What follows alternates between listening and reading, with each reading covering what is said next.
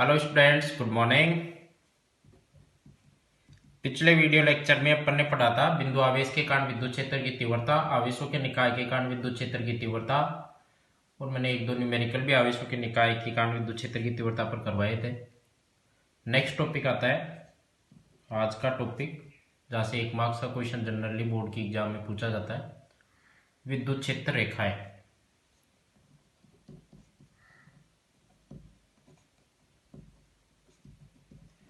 विद्युत क्षेत्र रेखाएं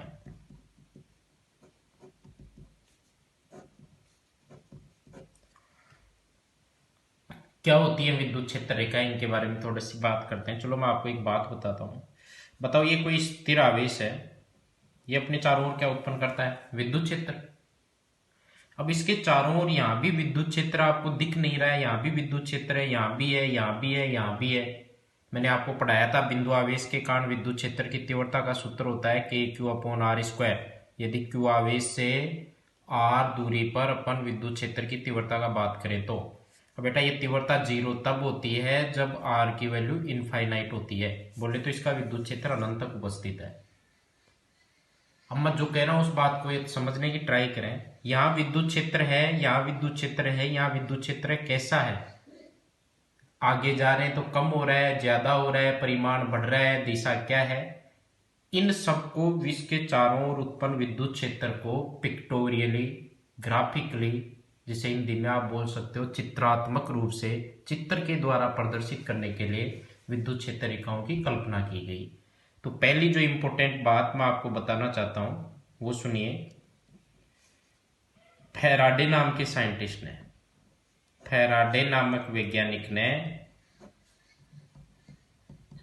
फैराडे नामक वैज्ञानिक ने विद्युत क्षेत्र के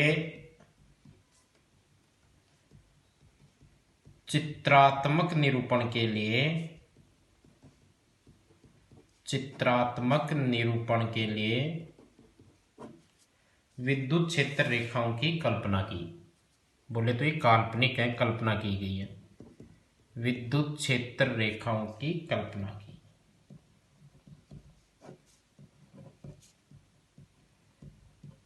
उसकी कल्पना के बारे में बताते हैं कि कैसी कल्पना उसने की।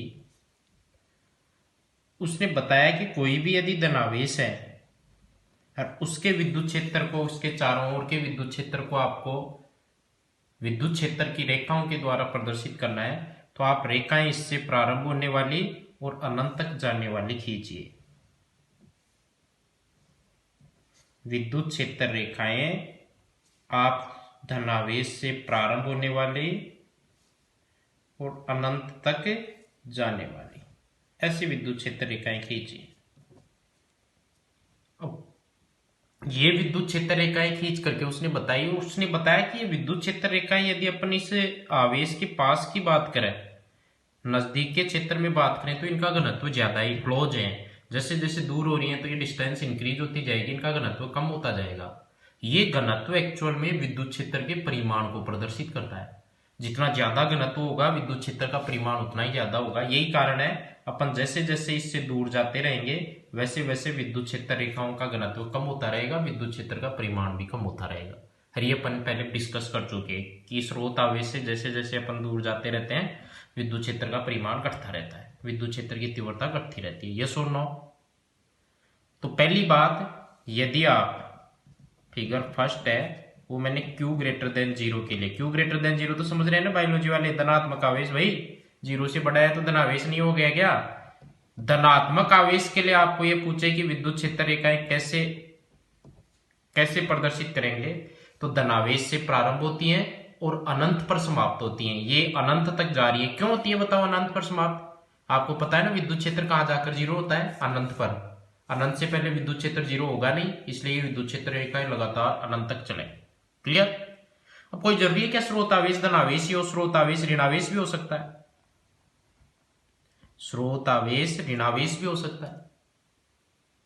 ऋणावेश होता है तो विद्युत क्षेत्र रेखाएं जस्ट विपरीत होती हैं धनावेश वाले के।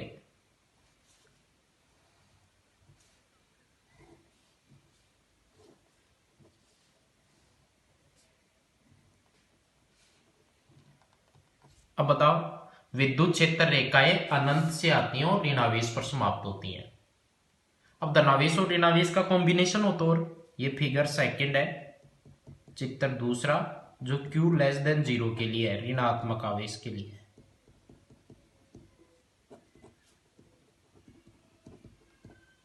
किसके लिए? ये ऋणात्मक आवेश के लिए।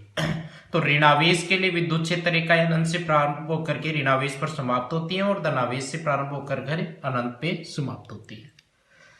ये इसके चारों ओर ये रेखाएं खींच दी, तो ये ध्यान रखना ये काल्पनिक है, ऐसे नहीं है जैसे महावेशी तुम मान लो मैं धनावेश, और भाई मेरे पास प्रोटॉन भी इलेक्ट्रॉन भी हर वस्तु के पास में होते हैं, परमाणु है तो प्रोटॉन इलेक्ट्रॉन है ही है। अब प्रोटॉन और इलेक्ट्रॉन मेरे पास है तो बताओ धनावेश ऋणावेश भी है, इसका मतलब पांच पांच मेरे से क्षेत्र रेखाएं बाहर निकल रही है, मेरे छेद हो चुके होते हैं।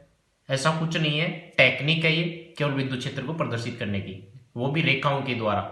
और उन रेखाओं का नाम से ही पता चल रहा है, विद्युत क्षेत्र रेखाएं ऐसी रेखाएं जो विद्युत क्षेत्र को प्रदर्शित करती हैं। विद्युत क्षेत्र को ग्राफिकली रिप्रेजेंट करने के लिए, चित्र के द्वारा प्रदर्शित करने के लिए विद्युत क्षेत्र रेखाओं की कल्पना फेराडे ने की थी।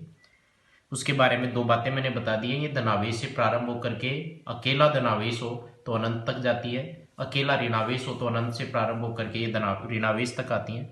यदि धनावेश और ऋणावेश का कॉम्बिनेशन हो तो, और धनावेश और ऋणावेश का कॉम्बिनेशन हो तो ये प्लस क्यू आवेश, ये माइनस क्यू आवेश, ये धनावेश से प्रारंभ होती हैं और ऋणावेश पर जाकर के समाप्त होती हैं। ये लीजिए, धनावेश से प्रारंभ होकर के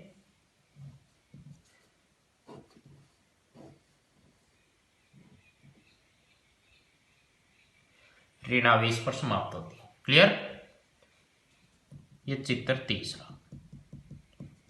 अब देखो एक काम की बात, जहां से अपन विद्युत क्षेत्र रेखाओं की परिभाषा देंगे, उस परिभाषा देने के लिए मैं आपको एक काम की बात बताता हूं। मान लो बेटा ये कोई विद्युत क्षेत्र रेखा है, विद्युत क्षेत्र रेखाएं सीधी हो इसकी कोई गारंटी नहीं है, कर्व्ड भी हो सकती है। कर्व्ड का मतलब समझते हो ना, वक्रीय भी हो सकती है। अब भाई साहब ये मैंने कोई विद्युत क्षेत्र रेखा बना दी, सुनना बात को, समझने की ट्राई करना, ट्राई क्या करना, समझना, यही तो बात इंपॉर्टेंट है, इसी से अपन डेफिनेशन निकालेंगे। इस विद्युत क्षेत्र रेखा के किसी भी बिंदु पर यदि आप स्पर्श रेखा खींचोगे, जैसे इस बिंदु पर मैं स्पर्श रेखा खींचू, इसको स्पर्श करती हुई इस बिंदु को, ए बिंदु पर, तो ये इस ए बिंदु पर विद्युत क्षेत्र की तीव्रता की दिशा को प्रदर्शित करती है। किसको प्रदर्शित करती है? विद्युत क्षेत्र की तीव्रता की दिशा को। यदि मैं इस बी बिंदु पर खींचू तो, बी बिंदु पर खींचू तो ये स्पर्श रेखा इधर आएगी, वो बी बिंदु पर विद्युत क्षेत्र की तीव्रता की दिशा प्रदर्शित करेगी। यदि मैं सी बिंदु पर खींचू तो ये सी बिंदु पर विद्युत क्षेत्र की तीव्रता की दिशा प्रदर्शित करेगी। इसका मतलब ये हुआ कि विद्युत क्षेत्र रेखा वो काल्पनिक रेखा है जो विद्युत क्षेत्र के चित्रात्मक निरूपण के लिए काम में ली जाती है, और इसके किसी भी बिंदु पर खींची गई स्पर्श रेखा उस बिंदु पर विद्युत क्षेत्र की तीव्रता की दिशा, उस बिंदु पर, हर जगह नहीं, इस बिंदु पर खींचिए तो इस बिंदु पर तीव्रता की दिशा प्रदर्शित करती है। इस फैक्ट पर आधारित मैं आपको अभी परिभाषा बताता हूं, फिर अपन आगे विद्युत क्षेत्र रेखाओं की प्रॉपर्टीज पढ़ेंगे, विद्युत क्षेत्र रेखाओं के गुण भी पढ़ेंगे कि कैसे गुण इनके होते हैं, क्या क्वालिटी इनकी होती है, क्या प्रॉपर्टी होती है, सब बताते हैं। तो सबसे पहले परिभाषा बनाते हैं विद्युत क्षेत्र रेखा की। कोई पूछ ले कि विद्युत क्षेत्र रेखा किसे कहते हैं, परिभाषा बनी, विद्युत क्षेत्र के चित्रात्मक निरूपण के लिए, चित्रात्मक समझ रहे हो ना, चित्र बना करके, चित्रात्मक निरूपण के लिए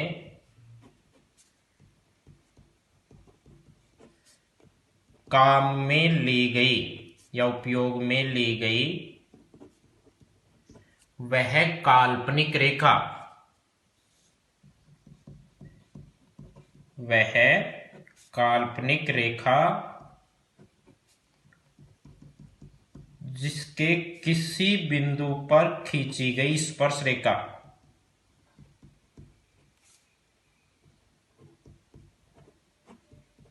जिसके किसी बिंदु पर खींची गई स्पर्श रेखा उस बिंदु पर विद्युत क्षेत्र की तीव्रता की दिशा प्रदर्शित करती हो, विद्युत क्षेत्र की तीव्रता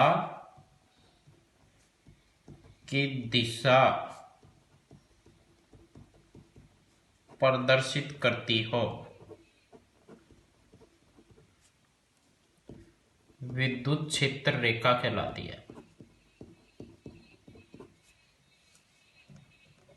विद्युत क्षेत्र रेखा कहलाती है। विद्युत क्षेत्र रेखाएं एक्चुअल में विद्युत क्षेत्र के चित्रात्मक निरूपण ग्राफिकल रिप्रेजेंटेशन के लिए यूज में आती है, चित्र के द्वारा प्रदर्शित करने के लिए यूज में आती है। इनके किसी भी बिंदु पर आप स्पर्श रेखा खींचोगे वो उस बिंदु पर विद्युत क्षेत्र की तीव्रता को की दिशा को प्रदर्शित करती है। ये इसकी डेफिनेशन हो गई। अब अपन पढ़ते हैं विद्युत क्षेत्र रेखाओं के गुण। विद्युत क्षेत्र रेखाओं के गुण। प्रॉपर्टी नंबर फर्स्ट देखिए, पहली प्रॉपर्टी क्या होती है। अभी अभी मैंने बताया था ये धनावेश से प्रारंभ होती हैं और ऋणावेश पर समाप्त होती हैं। विद्युत क्षेत्र रेखाएं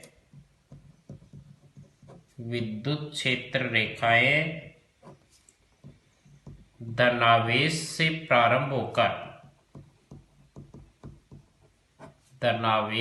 प्रारंभ होकर ऋणावेश पर समाप्त होती हैं।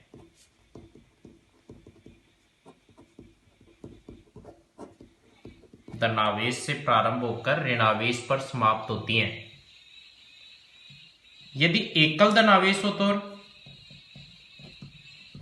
एकल धनावेश के लिए, एकल धनावेश का मतलब केवल धनावेश ही और उसके चारों ओर कोई उपस्थित नहीं है। एकल धनावेश के लिए विद्युत क्षेत्र रेखाएं इससे प्रारंभ होकर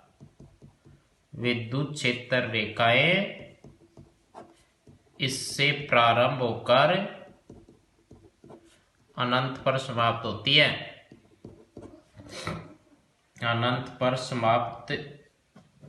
है। होती तो क्या है, होती हुई फील होती है।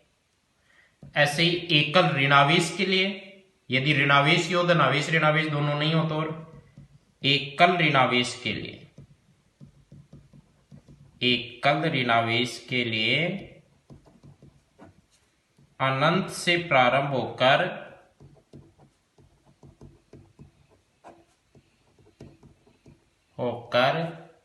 ऋणावेश पर समाप्त होती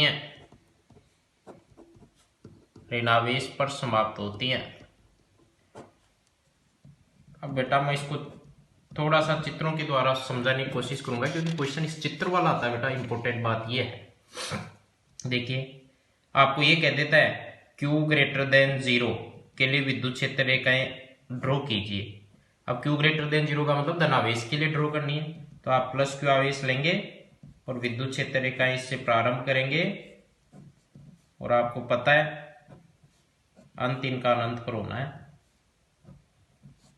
ये हो गई Q ग्रेटर देन 0 के लिए। दूसरा Q लेस देन 0 के लिए पूछ लेता है, फिगर सेकंड देखिए। Q लेस देन 0 के लिए बताओ, Q लेस देन 0 के लिए माइनस Q आवेश।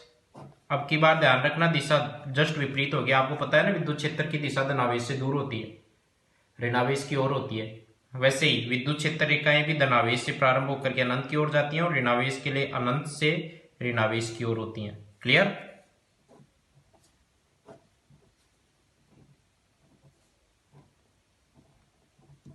ऐसे। चलो फिगर थर्ड पर आइए। प्लस Q और माइनस Q आवेश का कॉम्बिनेशन देते हैं, जिसको विद्युत द्विध्रुव भी बोल देता है कि विद्युत द्विध्रुव के लिए विद्युत क्षेत्र रेखाएं खींचो।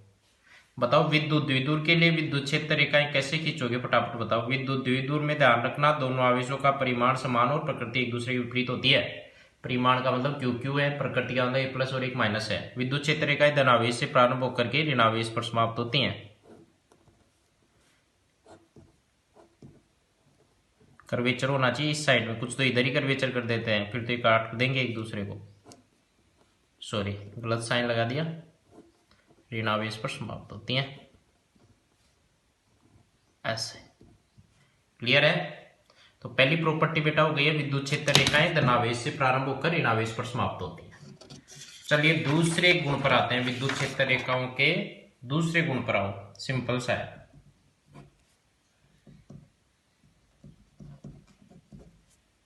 दूसरा गुण क्या है वो मैं आपको बता देता हूं। विद्युत क्षेत्र रेखाएं स्थिर वैद्युतिकी में कभी भी बंद लूप का निर्माण नहीं करती।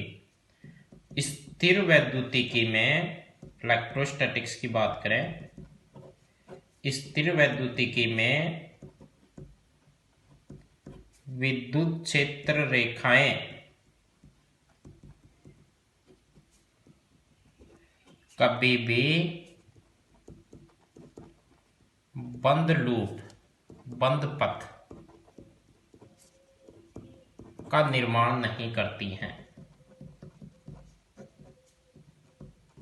क्यों भाई, ऐसा क्यों? अरे भाई, बंद पथ का मतलब क्या होता है, मेरे को ये बताओ। आप ये बताओ एक बार कि बंद पथ का क्या मतलब है। मान लो ये धनावेश है, इसके लिए मैंने पढ़ाया आपको कि विद्युत क्षेत्र रेखाएं इससे प्रारंभ होती हैं। अब बेटा, यदि प्रारंभ होने वाले से वापस आकर के इसी पर एंड हो जाए तो आप कहोगे कि ये बंद पथ का निर्माण कर रही है, और यही तो है। ऐसा हो नहीं सकता। किसी एक बिंदु आवेश से प्रारंभ होने वाली विद्युत क्षेत्र रेखा उसी बिंदु आवेश पर आकर के समाप्त नहीं हो सकती। नहीं हो सकती तो वो कभी भी बंद पथ का निर्माण नहीं कर सकती। तो ध्यान रखना, स्थिर वैद्युतिकी में कभी भी विद्युत क्षेत्र रेखाएं बंद लूप का निर्माण नहीं करती हैं। हालांकि जहां पर विद्युत क्षेत्र एक्चुअल में आगे अपन पढ़ेंगे ईएमआई में। ईएमआई में होता है क्या है, परिवर्ती विद्युत क्षेत्र उत्पन्न हो जाता है परिवर्ती चुंबकीय क्षेत्र के कारण, तो वहां विद्युत क्षेत्र रेखाएं बंद लूप बंद का निर्माण कर लेती हैं।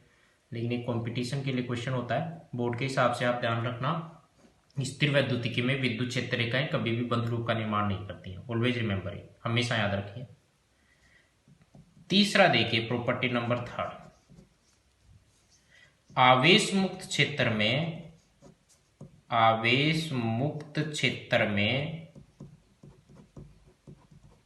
विद्युत क्षेत्र रेखाएं, विद्युत क्षेत्र रेखाएं कभी भी यकायक नहीं टूटती हैं। यकायक, अचानक नहीं टूटती हैं।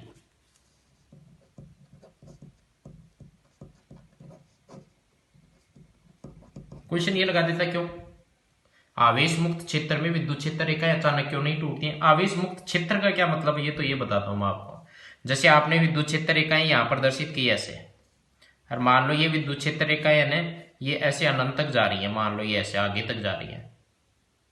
अब कोई भी आवेश उपस्थित नहीं है तो ये अचानक कैसे टूट सकती है बताओ। अचानक टूटने का मतलब है अचानक टूट करके फिर स्टार्ट हो गई, इसका मतलब तो ये हुआ बेटा यहाँ विद्युत क्षेत्र अनुपस्थित है, और अचानक विद्युत क्षेत्र का मान शून्य होना पॉसिबल नहीं है। फॉर एग्जाम्पल, मैं आपको एक एग्जाम्पल के द्वारा एक्सप्लेन करना चाहूंगा, आपके बात समझ में आएगी। मान लो ये धनावेश है, मैं आपको कहूं कि इसके लिए विद्युत क्षेत्र रेखाएं खींचो और इसके चारों ओर का क्षेत्र आवेश मुक्त है। ये तो स्रोत आवेश है जो विद्युत क्षेत्र उत्पन्न कर रहा है भाई, बिना आवेश के तो विद्युत क्षेत्र कहां से आएगा। इसके अलावा कोई आवेश नहीं है, आवेश मुक्त क्षेत्र है बिल्कुल इसके चारों ओर। अब मैं बताओ, इसके लिए विद्युत क्षेत्र रेखा ऐसे खींच दो, अचानक तोड़ दी बीच में मैंने विद्युत क्षेत्र रेखा को, ये लो अचानक विद्युत क्षेत्र रेखा। अब बताओ, जहां विद्युत क्षेत्र रेखा टूट रही है वो इस बात को इंगित कर रही है, इस बात को बता रही है कि यहाँ विद्युत क्षेत्र 0 है। अब आपको पता है ना, किसी बिंदु आवेश के कारण विद्युत क्षेत्र केवल अनंत डिस्टेंस पर r इक्वल टू अनंत पर ही विद्युत क्षेत्र 0 होता है। के क्यू अपॉन आर स्क्वायर याद आ रहा है क्या विद्युत क्षेत्र की तीव्रता। अचानक ऐसा थोड़ा हो सकता है यहाँ विद्युत क्षेत्र नॉन जीरो है, फिर 0 है, फिर विद्युत क्षेत्र नॉन जीरो है, ये पॉसिबल नहीं है। तो आवेश मुक्त क्षेत्र में यदि विद्युत क्षेत्र रेखाएं अचानक टूटती हैं तो विद्युत क्षेत्र के शून्य परिमाण को प्रदर्शित करती है, और विद्युत क्षेत्र का अचानक शून्य होना संभव नहीं है। कहां पर जाकर के संभव होगा, अनंत पर।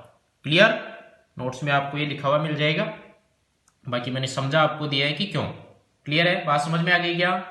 यदि आवेश मुक्त क्षेत्र में अपन ये कहें कि अचानक विद्युत क्षेत्र रेखा टूटती है तो कितने विद्युत, अरे विद्युत क्षेत्र रेखा एक्चुअली प्रदर्शित किसको करती है, विद्युत क्षेत्र को। अब वो टूट ही गई है ही नहीं, इसका मतलब वहां विद्युत क्षेत्र 0 है, और अचानक विद्युत क्षेत्र का 0 होना पॉसिबल नहीं है। आपको पता है कहां जाकर के 0 होगा, अनंत पर। अचानक 0 हो नहीं सकता, इसलिए विद्युत क्षेत्र रेखाएं कभी भी अचानक नहीं टूटती है। ध्यान रखना इस बात का, अचानक विद्युत क्षेत्र रेखाएं टूटते हैं इसका मतलब वहां वो विद्युत क्षेत्र 0 प्रदर्शित करेंगी, विद्युत क्षेत्र का 0 मान अचानक होना संभव नहीं है। नंबर 4 पर आइए बेटा, आवेश मुक्त, सॉरी प्रॉपर्टी नंबर 4 पर आइए। प्रॉपर्टी नंबर 4 है जो डेफिनेशन के लिए अपन ने लिखी थी प्रॉपर्टी, वो मैं बता देता हूं। विद्युत क्षेत्र रेखा के किसी बिंदु पर खींची गई स्पर्श रेखा, विद्युत क्षेत्र रेखा के किसी बिंदु पर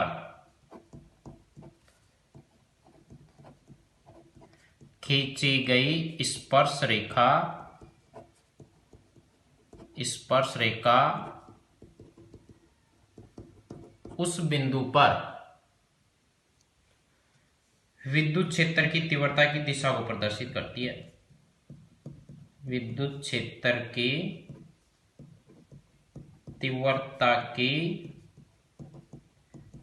दिशा को प्रदर्शित करती है।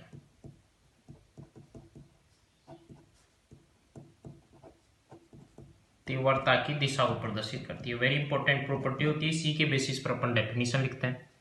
विद्युत क्षेत्र रेखा किसी बिंदु पर आपने स्पर्श रेखा खींच दी। हालांकि मैंने ये बात एक्सप्लेन कर दी, एक बार और बता देता हूं ताकि आपकी आत्मा को शांति मिल जाए। ये लो, ये विद्युत क्षेत्र रेखा है और इस विद्युत क्षेत्र रेखा के इस बिंदु पर बताओ स्पर्श रेखा ए पर ड्रॉ की तो वो इस डायरेक्शन में आएगी, बी पर ड्रॉ की तो इस डायरेक्शन में आएगी, सी पर ड्रॉ की तो वो इस डायरेक्शन में आएगी। तो बताओ ए बिंदु पर विद्युत क्षेत्र की तीव्रता की दिशा इधर है, बी बिंदु पर इधर है और सी बिंदु पर इधर है। तो बताओ किसी बिंदु पर आप स्पर्श रेखा खींचोगे तो उसकी किसको प्रदर्शित करेगी? दिशा को। चलिए प्रॉपर्टी नंबर 5 पर आते हैं।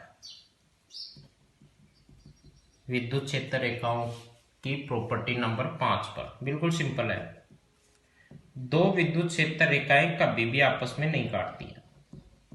दो विद्युत क्षेत्र रेखाएं कभी भी, नेवर, कभी भी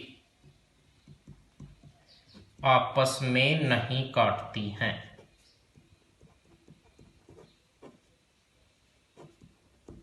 क्वेश्चन आ जाता है क्यों?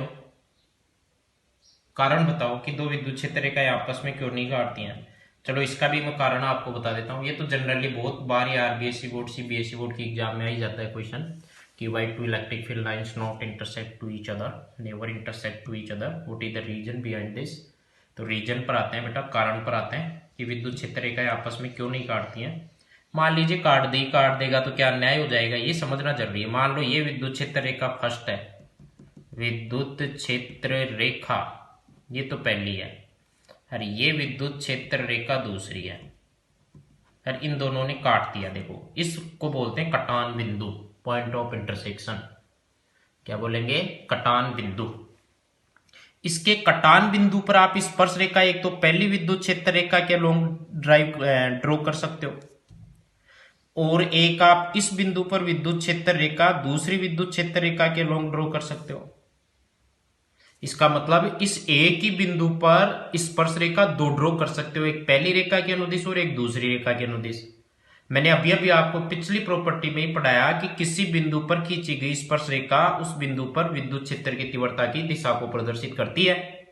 तो बताओ यहां विद्युत क्षेत्र की तीव्रता की दिशा इधर भी आएगी, यहां विद्युत क्षेत्र की तीव्रता की दिशा इधर भी आएगी। वो गजब हो गया। ये तो एक ही बिंदु पर तीव्रता की दो दिशा हो गई और एक ही बिंदु पर बेटा तीव्रता की दो दिशा कभी भी संभव नहीं है। अरे एक ही बिंदु पर दो दिशाएं कैसे हो सकती हैं तीव्रता की? है क्या? ऐसा हो सकता है क्या? एक ही पॉइंट पर आपका डेर, आपका सिर, सॉरी आपका मुंह आगे और पीछे दोनों और हो सकता है क्या? या तो सामने ही दे सकते हैं या पीछे ही दे सकते हैं। सिमिलर टाइप ये है, एक ही बिंदु पर तीव्रता की दो दिशा संभव नहीं है भाई साहब। इसलिए मैं आपको कह रहा हूं, कारण लिख देता हूं। यदि दो विद्युत क्षेत्र रेखाएं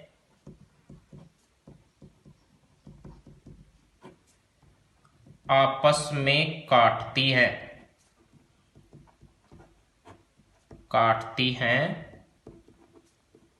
तो इनके कटान बिंदु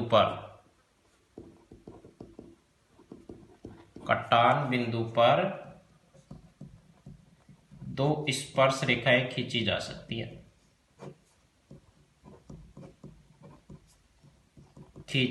सकती है और एक ही बिंदु पर दो स्पर्श रेखाएं खींची जा सकती हैं। ये दो स्पर्श रेखा एक ही बिंदु पर, ये दो स्पर्श रेखाएं एक ही बिंदु पर विद्युत क्षेत्र की तीव्रता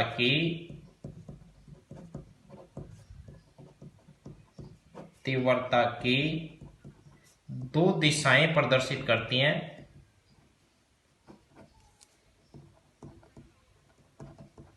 दो दिशाएं प्रदर्शित करती हैं जो कि संभव नहीं है। ये बेटा संभव नहीं है, एक ही बिंदु पर तीव्रता की दो दिशा संभव नहीं है। क्लियर। अब आइए प्रॉपर्टी नंबर 6 पर। तो ध्यान रखना, दो विद्युत क्षेत्र रेखाएं आपस में नहीं काटती, इंपॉर्टेंट प्रॉपर्टी होती है। कॉमन सेंस से काट दी तो एक ही बिंदु पर दो स्पर्श रेखा खींचोगे और वो स्पर्श रेखा दो दिशाएं बताएंगी, एक ही बिंदु पर विद्युत क्षेत्र की तीव्रता है। आपको पता है एक ही बिंदु पर एक ही बिंदु पर एक ही सदिश की दो दिशा संभव नहीं है कभी भी। तो ये बात मैंने आपको बता दी है। अब आइए प्रॉपर्टी नंबर 6 पर। सिंपल सी प्रॉपर्टी है। यदि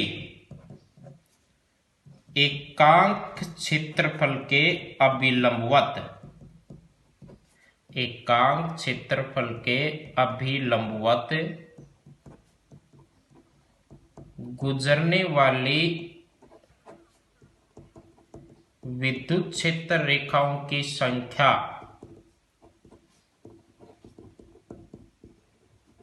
विद्युत क्षेत्र रेखाओं की संख्या अधिक हो तो ये तुलनात्मक रूप से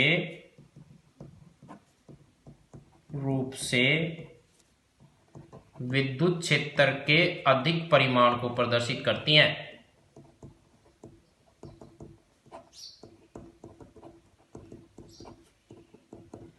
तुलनात्मक रूप से विद्युत क्षेत्र के अधिक परिमाण को प्रदर्शित करती हैं। क्या मतलब है? चलो इसका मतलब समझाते हैं। ऐसे लिखने में तो कुछ भी लिख दो, बोला सर बहुत सुंदर लिखा, लेकिन मतलब क्या है? मतलब क्या है वो देखिए। मतलब समझने के लिए थोड़ा सा मैं आपको समझाना चाहूंगा।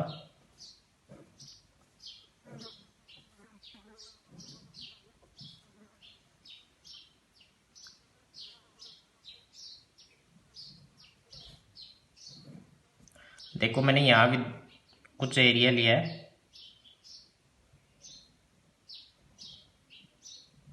उतना ही एकांक एरिया मैंने यहाँ भी लिया है, लगभग बराबर है। दिखने में लग रहा होगा। दोनों में फर्क नजर आ रहा है क्या आपको? देखो इस वाले एरिया, दोनों एरिया तो बराबर है। इस एरिया से विद्युत क्षेत्र रेखा 1 2 3 4 5 गुजर रही है और इस एरिया से 1 2 3 गुजर रही है। इसका मतलब है इसके प्रति एकांक क्षेत्रफल से गुजरने वाली विद्युत क्षेत्र रेखाओं की संख्या ज्यादा है और इससे गुजरने वाली क्षेत्र रेखाओं की संख्या कम है। इसलिए अपन इन दोनों की बिंदु ए और बिंदु बी की तुलना करें। ए और बी बिंदु आपको दिख रहे होंगे। तो ए बिंदु पर प्रति एकांक क्षेत्रफल से गुजरने वाली क्षेत्र रेखाओं की संख्या ज्यादा है और बी पर कम है। इसलिए बेटा विद्युत क्षेत्र का परिमाण ए बिंदु पर ज्यादा होगा और बी बिंदु पर कम होगा। अब यदि मैं इसको और भी सिंपल मेथड में बताना चाहूं आपको, ये तो मैंने लिख दिया है फिजिक्स की टिपिकल लैंग्वेज में। सिंपल से मेथड में यह है, यदि विद्युत क्षेत्र रेखाओं का घनत्व अधिक होता है, यदि विद्युत क्षेत्र रेखाओं का घनत्व अधिक होता है, घनत्व अधिक होता है, तो ये तुलनात्मक रूप से कंपेयर करें अपन तो ये तुलनात्मक रूप से विद्युत क्षेत्र के अधिक परिमाण को प्रदर्शित करती हैं। तुलनात्मक रूप से विद्युत क्षेत्र के अधिक परिमाण को प्रदर्शित करती हैं।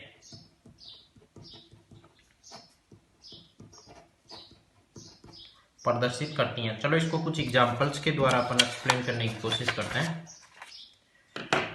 एग्जाम्पल पर आइए आप। एग्जाम्पल बेटा बातें अच्छे से एक्सप्लेन कर देते हैं कि क्या हो रहा है क्या नहीं हो रहा है। देखिए मैं आपको एक एग्जाम्पल देता हूं। मैंने ऐसा विद्युत क्षेत्र रेखाएं ड्रॉ कर दी।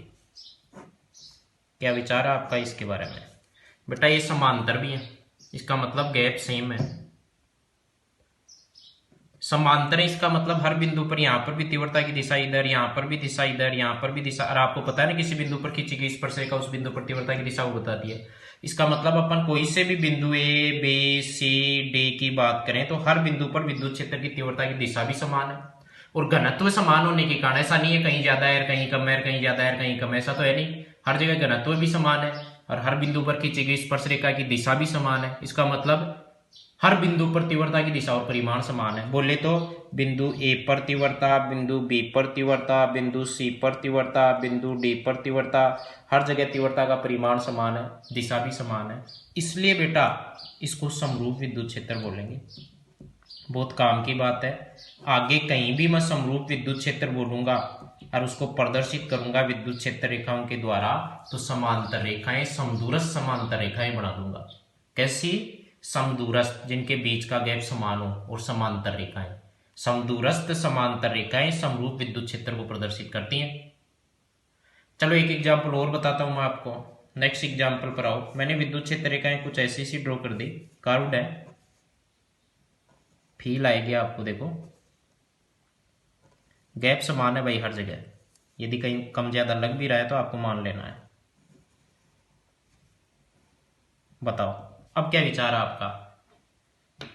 ज्यादातर बच्चे कहते हैं सर समरूप है, गैप समान है। गलत बात। देखो परिमाण तो समान है। यदि आप घनत्व की बात करें तो हर जगह इनका घनत्व समान है, लेकिन दिशा देखिए, इस बिंदु पर स्पर्श रेखा इस दिशा में आएगी, ए बिंदु पर, इस बी बिंदु पर दिशा इस दिशा में आएगी, इस सी बिंदु पर इस दिशा में। आपको पता है क्या सदिश की दिशा बदलने पर भी बदलता है?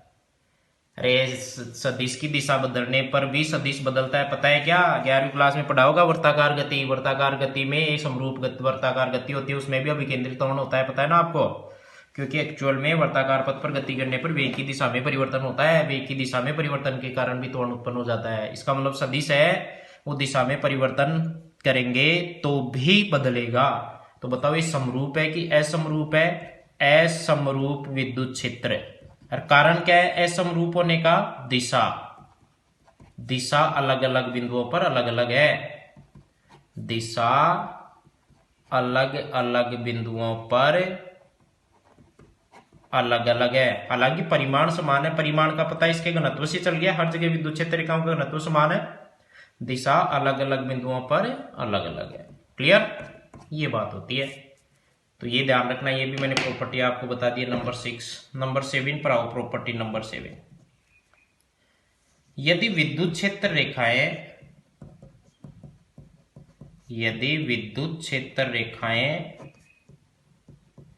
अपनी लंबाई के अनुदिश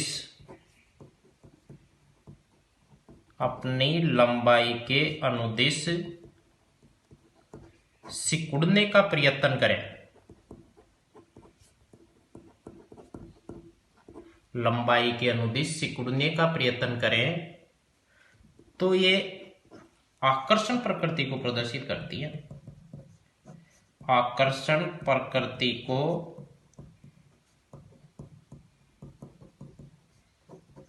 प्रदर्शित करती है। गजब बात। चलो इसका वही एग्जाम्पल दे देता हूं। ये तो प्लस क्यू, ये माइनस क्यू।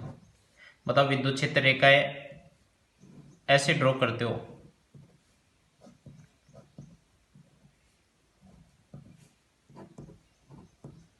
Sorry, clear? अब बताओ ये यहां अपनी लंबाई तो ये है, ये तो है इनकी लंबाई, ये वाले तो, और इसके अनुदिश से क्या करने का प्रयत्न कर रही है? सिकुड़ने का। बताओ लंबाई के अनुदिश विद्युत क्षेत्र रेखा यदि सिकुड़ने का प्रयत्न करे तो ये किसको प्रदर्शित करती है? आकर्षण को। बताओ प्लस और माइनस आवेश में आकर्षण होगा कि प्रतिकर्षण होगा? आकर्षण होगा, और आकर्षण के कारण ये यहां पर सिकुड़ने का प्रयत्न कर रही है। अब ये बात तो आपके कम समझ में आएगी, इससे अगले पॉइंट से सारी बात क्लियर हो जाएगी। यदि विद्युत क्षेत्र रेखाएं अपनी लंबाई के लंबवत, विद्युत क्षेत्र रेखाएं अपनी लंबाई के लंबवत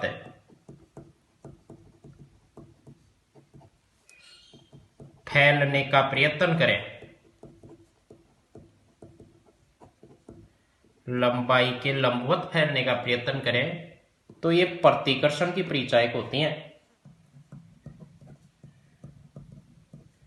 प्रतिकर्षण की परिचायक होती हैं। तो ये बात भी मैं आपको एक्सप्लेन करता हूं कि इसका क्या मीनिंग है। प्रतिकर्षण की परिचायक होती है। बेटा मान लो ये प्लस क्यू आवेश है, ये भी प्लस क्यू आवेश। अब क्या विचार है आपकी विद्युत क्षेत्र रेखाएं कैसे बनाओगे? धनावेश से प्रारंभ होती है। अब धनावेश पर तो समाप्त होती नहीं है, आपको भी पता है।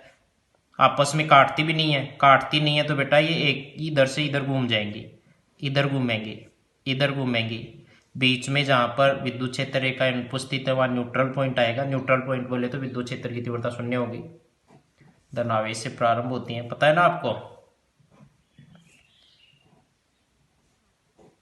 क्या विचार है आपका? बताओ, यहां विद्युत क्षेत्र रेखा है, इसकी लंबाई के लंबवत, ये तो लंबाई की दिशा हो गई विद्युत क्षेत्र रेखाओं की, इसके लंबवत फैलने का प्रयत्न कर रही है कि सिकुड़ने का प्रयत्न कर रही है? फैलने का प्रयत्न कर रही है। फैलने का प्रयत्न कर रही है तो बताओ धनावेश और धनावेश में प्रतिकर्षण लगेगा कि आकर्षण लगेगा? प्रतिकर्षण। तो यदि ये अपनी लंबाई के लंबवत फैलने का प्रयत्न करे तो प्रतिकर्षण की परिचायक है, सिकुड़ने का प्रयत्न करे तो ये आकर्षण की परिचायक होती है। चलो प्रॉपर्टी नंबर 9 पर आते हैं। सिंपल सी प्रॉपर्टी है, प्रॉपर्टी नंबर 9, आराम से समझ में आ जाएगी आपके। क्या है प्रॉपर्टी नंबर 9? देखिए, किसी आवेश से प्रारंभ होने वाले अथवा समाप्त होने वाली विद्युत क्षेत्र रेखाओं की संख्या, विद्युत क्षेत्र रेखाओं की संख्या उस आवेश के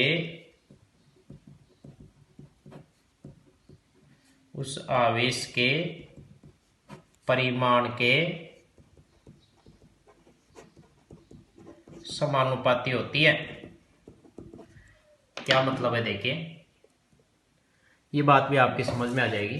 किसी आवेश से प्रारंभ होने वाली अथवा समाप्त होने वाली, भाई आवेश धनावेश होगा तो प्रारंभ होने वाली हो गई, ऋणावेश है तो समाप्त होने वाली हो गई। चलो, कुछ बच्चों की बात समझ में नहीं आई तो थोड़ा सा यहाँ पर समझने की ट्राई करते हैं। ये प्लस Q1 आवेश है, ये माइनस Q2 आवेश है। इनके लिए मैंने विद्युत क्षेत्र रेखाएं कुछ ऐसी सी बना के दे दी हैं, बनाकर दी हैं आपको विद्युत क्षेत्र रेखाएं। देखो कैसी बना के दी हैं, देखना। धनावेश से प्रारंभ होकर के ऋणावेश पर समाप्त होती हैं, धनावेश से प्रारंभ होकर के ऋणावेश पर समाप्त होती हैं। ये लो, धनावेश से प्रारंभ हो गई और ऋणावेश पर समाप्त हो गई।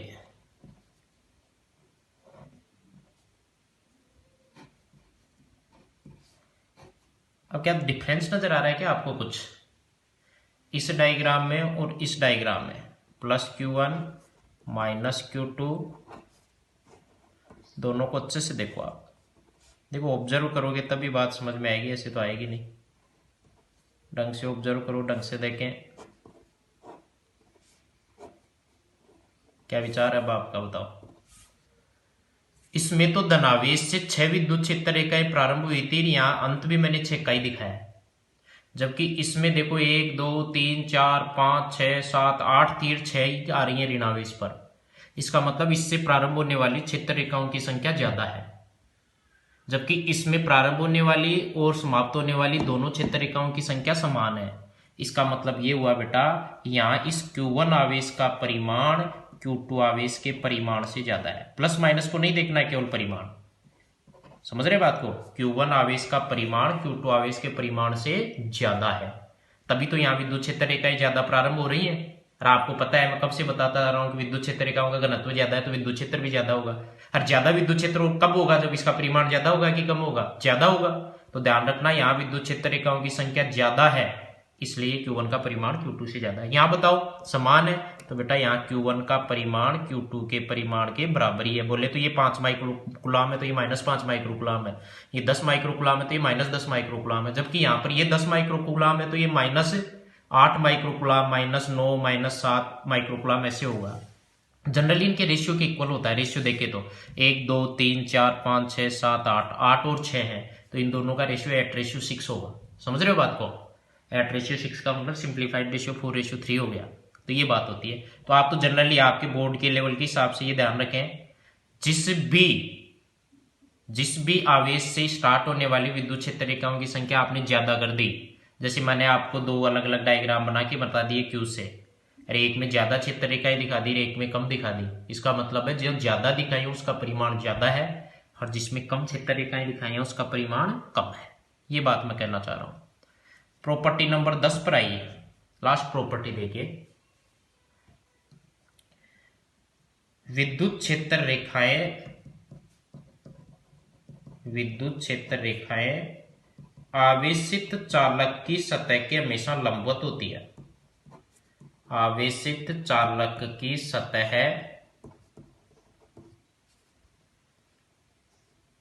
के हमेशा लंबवत होती है अथवा समविभव पृष्ठ के हमेशा लंबवत होती है। समविभव पृष्ठ के हमेशा लंबवत होती है। आवेशित चालक की सतह समविभव पृष्ठ की होती है। ये अपन तीसरे चैप्टर में पढ़ेंगे कि समविभव पृष्ठ क्या है, सब समझ में आ जाएगा। आवेशित चालक की सतह के लंबवत होती हैं। क्यों होती हैं इसका भी कारण मैं आपको बता देता हूं। मान लो ये चालक है और ये धनावेशित है। मैं कहूं इसके लिए विद्युत क्षेत्र रेखाएं, ध्यान रखना चालक को दिया गया आवेश हमेशा सतह पर आता है, वो आयतन में मत दिखा देना। ये गोला है, गोले को आवेश दोगे तो उसकी सतह पर आएगा, ध्यान रखना इस बात का। क्यों आता है आपको पता है ना, मैंने पहले भी बताई थी ये बात कि आवेश दोगे तो बताओ, धनावेश दोगे तो प्रतिकर्षित होकर के फाइनली ये कहां पर आ जाएगा, इसकी सतह पर। मैं बता देता हूं, सतह पर प्रतिकर्षण न्यूनतम होता है, इनकी स्थितिज ऊर्जा अधिकतम होती है और स्थितिज ऊर्जा अधिकतम होने के कारण स्थायित्व अधिकतम होता है। स्थितिज ऊर्जा अधिकतम नहीं, स्थायित्व अधिकतम होता है और स्थायित्व अधिकतम होने के कारण ये सतह पर आ जाता है। क्लियर, ध्यान रखना इस बात का। और कॉमन सेंस है, धनावेश दोगे, लॉजिकली सोचो तो इलेक्ट्रॉनों का रीअरेंजमेंट इस टाइप से होगा कि फाइनली धनावेश इसकी सतह पर आएगा। यदि आप वैसे सोचना चाहो तो बताओ धनावेश में क्या होगा, प्रतिकर्षण लगते ही बताओ चालक है, चालक में तो आवेश गति कर सकता है, तो आवेश गति करके फाइनली कहां पर आ जाएगा, इसकी सतह पर। ये बात मैं आपको कहना चाह रहा हूं। इसी कारण इसके अंदर विद्युत क्षेत्र 0 होता है। चालक के अंदर हमेशा विद्युत क्षेत्र, आवेशित चालक के अंदर, विलगित चालक की बात करें तो विलगित चालक के अंदर हमेशा विद्युत क्षेत्र 0 होता है बेटा। इसलिए विद्युत क्षेत्र रेखाएं इसकी सतह की लंबवत ऐसी दिखाओगे, धनावेश से प्रारंभ होने वाले सतह की, ध्यान रखना लंबवत होंगी। कुछ बच्चे पूछ लेते हैं सर लंबवत नहीं हो तो क्या होगा। हालांकि बात आपकी समझ में आएगी नहीं आएगी वो तो आपके आईक्यू पर डिपेंड करता है। मैं बता देता हूं आपको। जैसे मान लो ये चालक है और इसकी ये सतह है और विद्युत क्षेत्र रेखा आपने इधर बना दी, इसका मतलब विद्युत क्षेत्र की दिशा ये हो गई। तो इस विद्युत क्षेत्र की मान लो रेखा ये थीटा कोण बना रही है, तो इस विद्युत क्षेत्र के 2 कंपोनेंट आएंगे। एक तो इसके अलोंग, इसकी सतह के, वो तो आएगा ई कोस थीटा, और एक आएगा इसके लंबवत, वो आएगा ई साइन थीटा। अब ये कंपोनेंट तो ठीक है, लेकिन ये धनावेश जो इसकी सतह के समांतर कंपोनेंट आया, घटक आया, वो इस आवेश को चलाएगा भाई साहब। क्योंकि विद्युत क्षेत्र के कारण धनावेश पर बल लगेगा और बल विद्युत क्षेत्र की दिशा में लगेगा। इस कंपोनेंट की दिशा में बल लगते ही आवेश इसकी सतह पर गति करने लग जाएगा, और गति करते ही बेटा स्थिर विद्युत की थोड़ी हुई, अपन तो स्थिर विद्युत की पढ़ रहे हैं। स्थिर विद्युत की में आवेश गति नहीं करता है, आपको पता है ना इस बात का। आवेश गति नहीं करेगा, इसका मतलब ये तो तभी संभव है जब ई कोस थीटा 0। अब ई तो बेटा 0 है नहीं, कोस थीटा 0 है, कोस थीटा 0 है तो बताओ थीटा कितना आएगा, 90। ये कारण होता है। हालांकि ये बात आगे भी अपन दोबारा एक्सप्लेन करेंगे जब समविभव पृष्ठ पढ़ेंगे। फिर भी मैंने एक बात बता दी है, विद्युत क्षेत्र की तीव्रता की दिशा इसके लंबवत नहीं होकर के ओब्लिक होगी, तो बेटा उस विद्युत क्षेत्र का एक नॉन जीरो कंपोनेंट इसकी सतह के समांतर आएगा, और नॉन जीरो कंपोनेंट सतह के समांतर आएगा तो ये आवेश गति करने लग जाएगा, और स्थिर विद्युतिकी में आवेश की गति संभव नहीं होती है। क्लियर, तो ये ध्यान रखना। आवेशित चालक की सतह की लंब, एक बार क्वेश्चन ये आया सीबीएसई बोर्ड में, एक ऋणावेशित चालक दे दिया और कहा कि इसके लिए विद्युत क्षेत्र रेखाएं प्रदर्शित करो। अरे एक बात बताओ, मैंने विद्युत क्षेत्र रेखाएं अंदर शो क्यों नहीं की? अरे अंदर तो विद्युत क्षेत्र ही 0 है। विद्युत क्षेत्र रेखा विद्युत क्षेत्र को ही तो प्रदर्शित करने का काम में लेते हैं, विद्युत क्षेत्र ही नहीं है तो क्षेत्र रेखा का कोई अस्तित्व नहीं है। क्लियर, अब बताओ इस ऋणावेशित वस्तु के लिए विद्युत क्षेत्र रेखाएं बनाओ। अब बच्चों ने क्या किया, याद तो था ही, सर ने कहा था अंदर तो विद्युत क्षेत्र 0 होता है, बनानी नहीं है। हर कहा था कि सतह की लंबवत होती है, लंबवत तो होती है, लेकिन अब बेटा ध्यान रखना विद्युत क्षेत्र रेखाएं इस पर समाप्त होंगी, स्टार्ट मत कर देना।